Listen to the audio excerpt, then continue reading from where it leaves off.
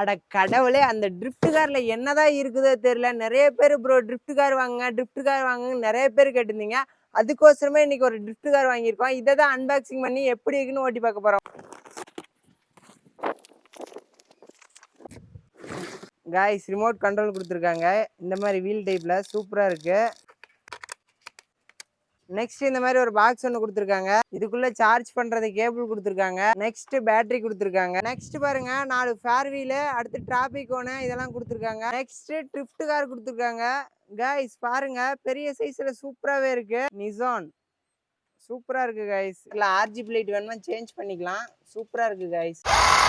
பாருங்க லைட் எரியுது ஒயிட் கலர்ல.